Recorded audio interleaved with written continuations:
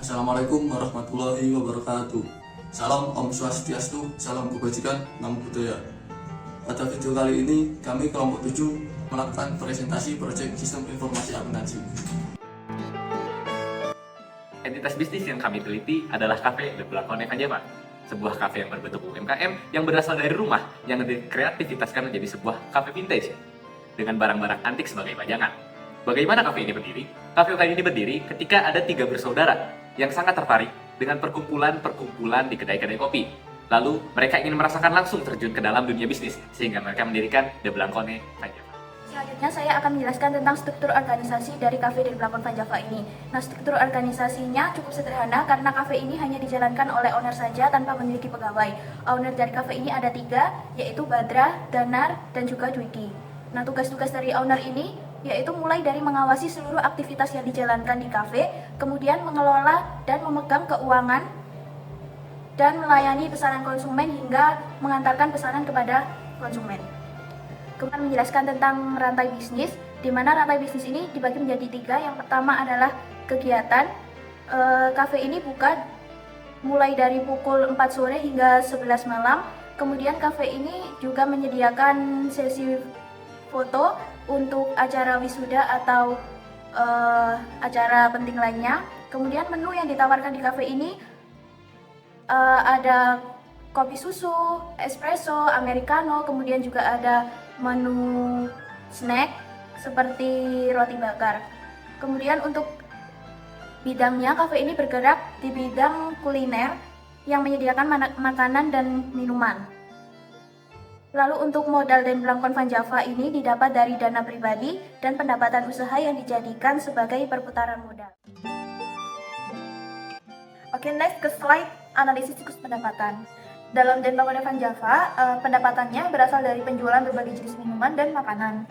Jadi berdasarkan wawancara yang kami lakukan, siklus pendapatan di De Blancone Van Java itu dimulai dari pesanan penjualan.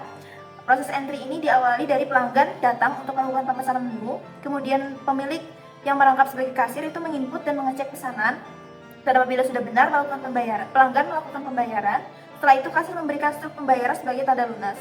Pembayaran di De Blancone Van Java ini dibagi menjadi 2, yaitu melalui kris dan tunai. Selanjutnya barista menyiapkan pesanan dan menyajikan pesanan kepada pelanggan. Berikut adalah flowchart siklus pendapatan dari De Blancone Van Java. Ke slide analisis pengendalian. Jadi di awal bisnis, De Blancone Van Java itu menggunakan Microsoft Excel untuk melakukan pencatatan laporan keuangan. Namun pencatatannya belum terperinci dan belum terfokus. Maka dari hasil wawancara yang kami lakukan, De Blancone Van Java ini memiliki beberapa ancaman seperti pencatatan yang belum terperinci dan terfokus. Hal ini dapat menyebabkan kesalahan dalam pengambilan keputusan dan ketidakmampuan untuk memantau kinerja keuangan secara efektif. Kemudian kurangnya pengetahuan dan keahlian dalam menggunakan Microsoft Excel. Ini menyebabkan pencatatan tidak akurat dan sulit dalam menganalisis data keuangan.